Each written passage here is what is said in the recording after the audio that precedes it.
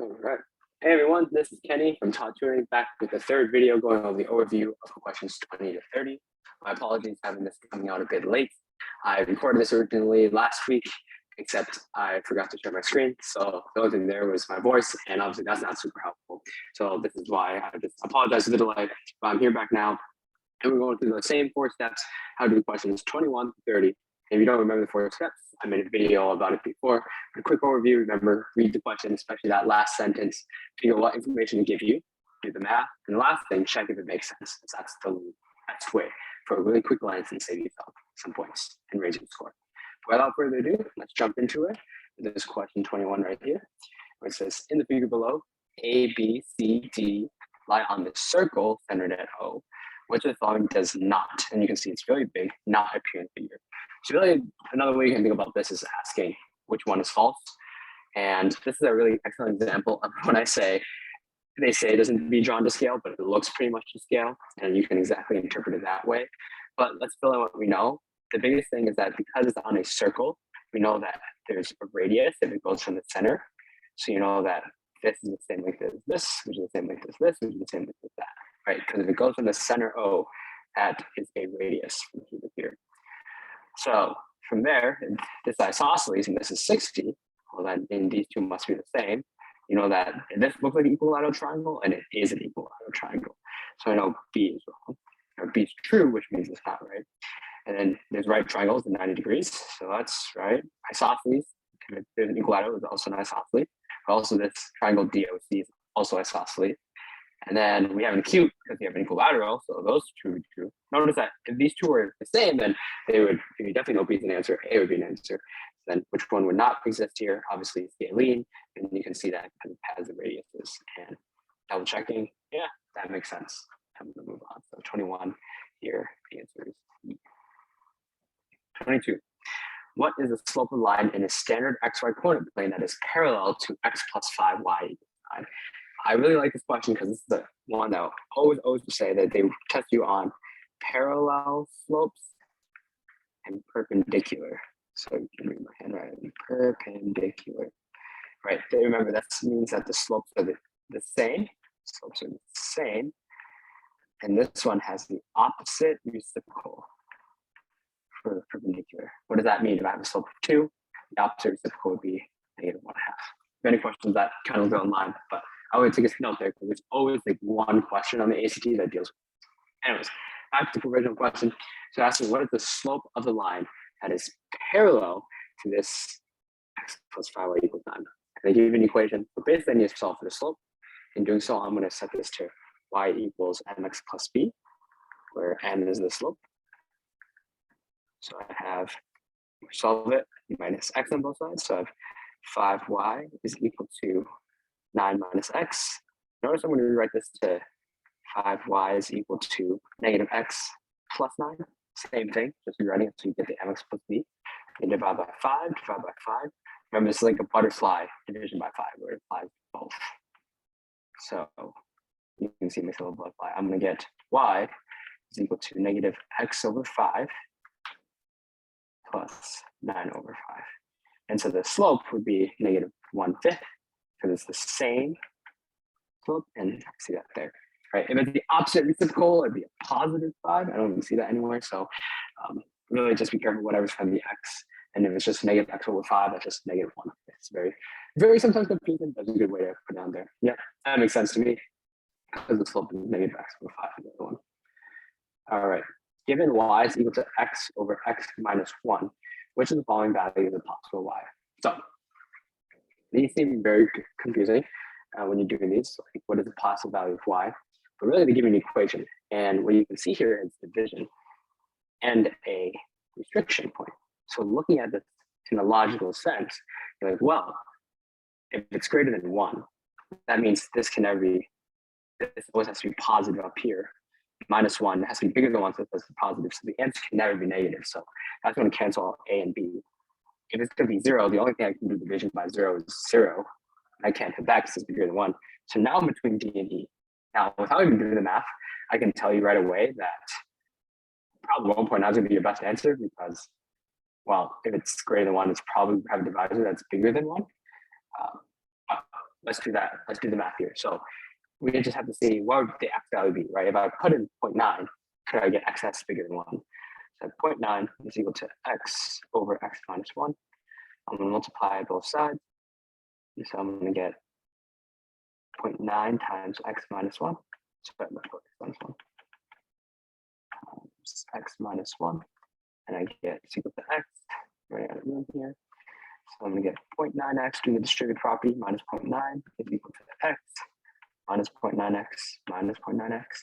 So negative 0.9 is equal to 0.1x divided by 0.1 divided by 0.1. X equal to negative 9. That's a no-brainer. E is going to be our right answer. And just for edification, you're checking it. If you really had extra time to check it, I would just circle E, move on, have a good time, and don't think about 23 too much. But I'm going to solve for this at 1.9 is equal to x over x minus 1. So this is just me double checking here. Multiply by x minus 1. Multiply by x minus 1. Those cancel out.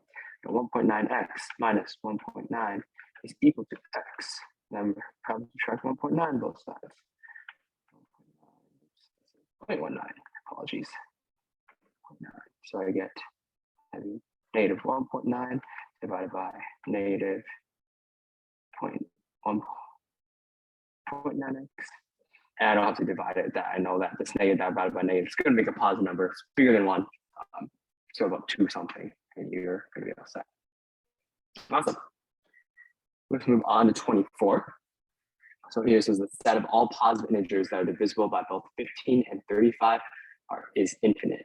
What is the least positive integer in the set? So the question is asking what is the least positive integer that is divisible by 15 and 35. So that's how I would structure it after reading this question. And the question they give you the factors of 15 and 35, excuse me. So it's really just saying what is the least common multiple. This is a simple question. What's the least possible multiple of 15 and 35? You guys have all done this in elementary school. There's a really funky way of reading it in 24. So you could kind of count and say 15, 30 and kind of land on a number, or just take your calculator and just divide it out. 5 divided by 15 doesn't work. That's a decimal. 50 divided by 15 doesn't work. That's what's there. Let's try H, 105 divided by 15. And you punch in your calculator. You see that it's going to be 7, and then you 105 divided by 35, it's 3. All right, so let's just do this, 15, 105 divided by 35. This is going to be equal to, sorry for the weird writing, it's 7, 3, boom. H is your answer. You don't have to move on because it's asking you what is the least positive value. So like, don't move on because if you found the least positive, don't move on to the largest one because you already found the least positive. And as long as you use the calculator, you did it correctly. You know this is correct. This makes sense. Move on. Ask 25. In a triangle ABC shown below, the measure A is 58 degrees. And it's a big thing. AB is congruent to AC, isosceles. What is the measure of angle C? So I need to find angle C. And the information give me this is two things are the same, which means isosceles. Now we call from your geometry class that tells you that these two angles, base angles, must be the same because those two sides are the same, the two angles are the same. And so basically then it's going to be, you can call it X and X. You say 58 plus X equals 180.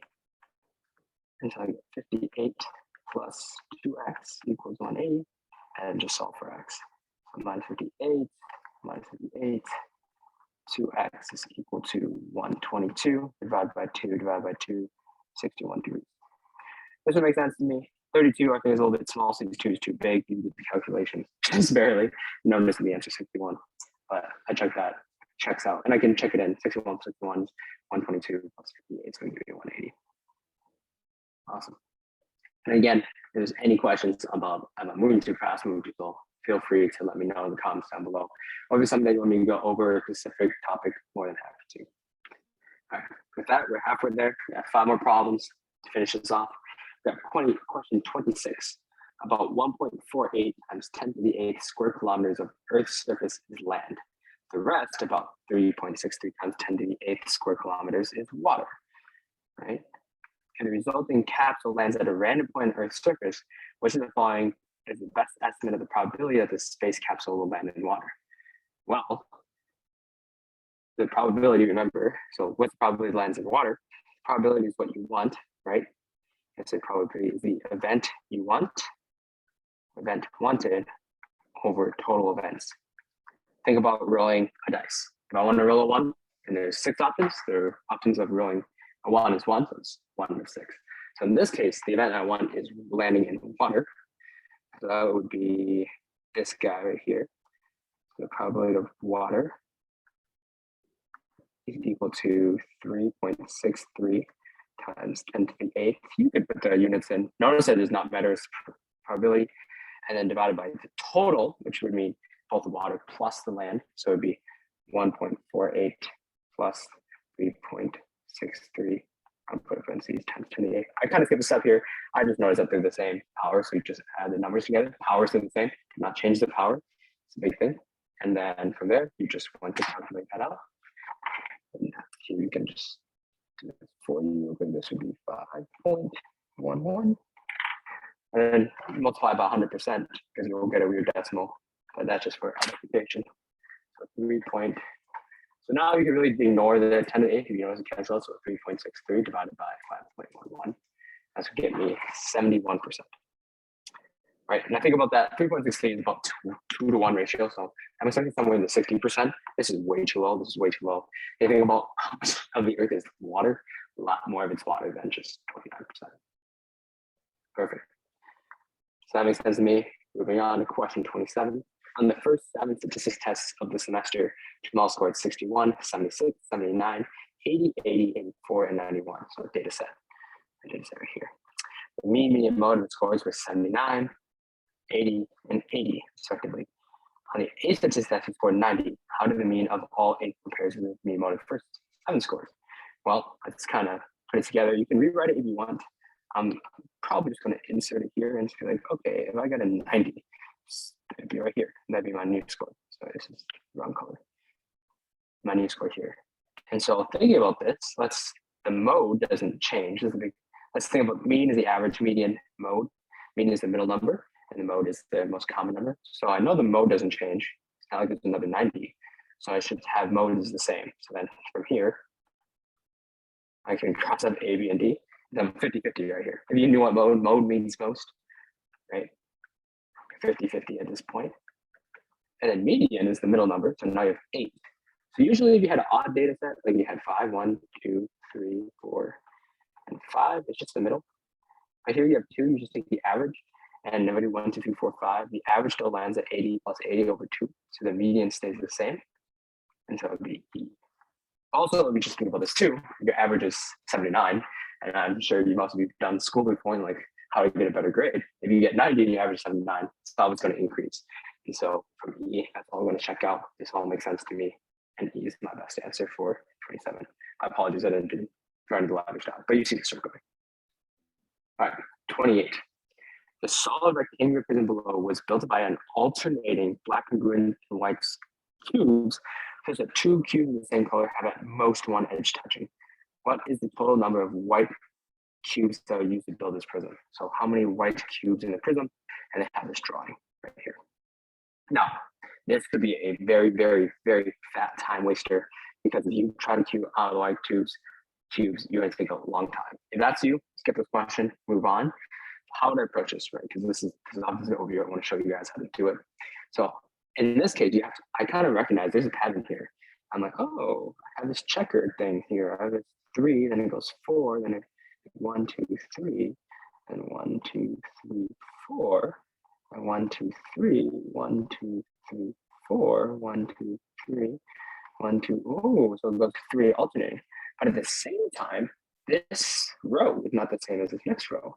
This next row flips. Instead of having 1, 2, 3, it's going to start at 4 first. So this would have 3 plus 4 here, plus 3 plus 4 plus 3 plus 4 plus 3. And then it alternates again, because this is like my first pattern. My second pattern happens right there. So I would count how many whites goes in this one. So it's 3 plus 4, 7, 10, 14, 17, 21. So the first one has 21. So I just want to make sure I counted that right. 9 plus, no. So it's 3, 7, 10, 14, 17, 21. Right. And in the second row, it would be different. It would be 4 plus 3, so 7, 11, 14, 18, 21. I want to just double check my math here. 3, 7, 10, 14, 13, 17. Wow. Okay. So I messed up my math here. My apologies. My apologies. So 3 plus 4 here, 7, 10, 10, 14, 13, 17. The first one has 17. In the second row, you have 4 plus 3 is 7, plus 4 is 11, plus 3 is 14, plus 3, oh my gosh, sorry, it's 7, 11, 14, 18, 21. Oh my gosh. See, this is where you kind of want to be careful because even so in this row, I have 4 plus, this one we changed it for 4 plus 3, 7, 11, 14, 18, 21.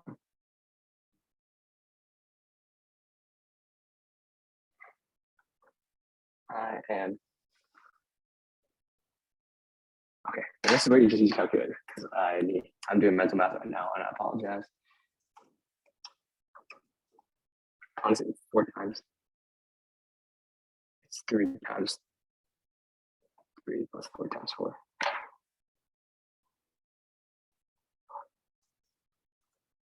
Plus 3 plus 4.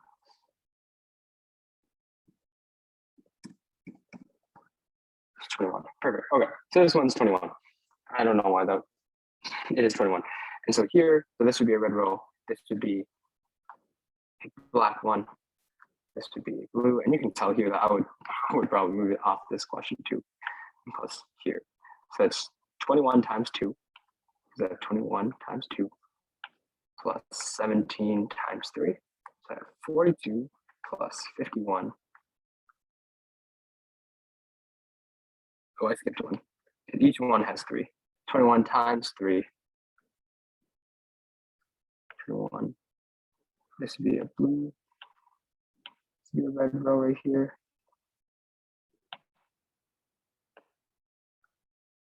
Red.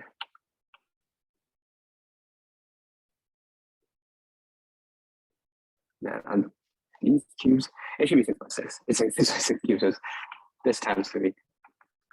This optical illusion is just messing with me now. 17 times 3. So it's 63 plus 51. Gonna get me 104. Okay. That's not there. And so this is a great example of what would happen when you do this. I'm going to move back to this question. No answer at the very end. My apologies. So for 29, one side of the square, ABCD, has a length of 12 meters. A certain rectangle whose area is equal to the area of ABCD has a width of 8 meters. What is the length in meters of the rectangle? So in this case, right, you want to find the length of the rectangle, and you're given the information that one, you have a square with the area length of 12, whose area is equal to the one with the width of 8.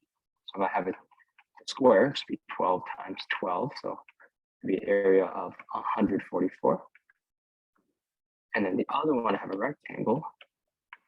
8 times what will get me 144. So that's just 144 divided by 8. And that's going to get me 18. Yep. And then you can check out the calculator. 18 times 8. 144. Awesome.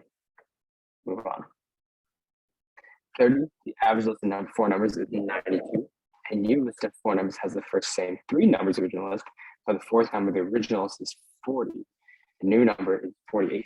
What is the average of these new numbers?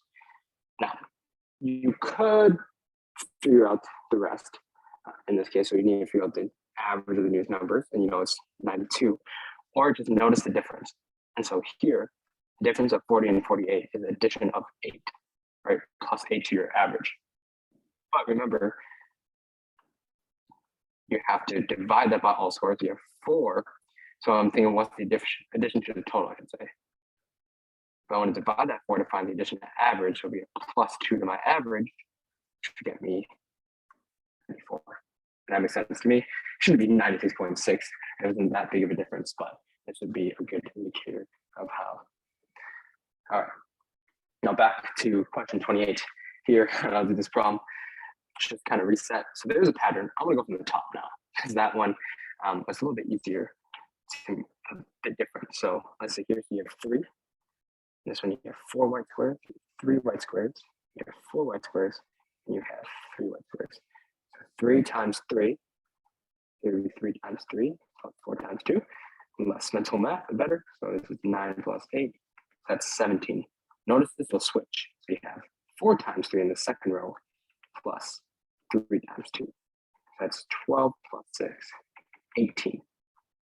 And so here you would have 17, 18, 17, 18, 17, 18. So really just a change of 17 times 3 plus 18 times 3.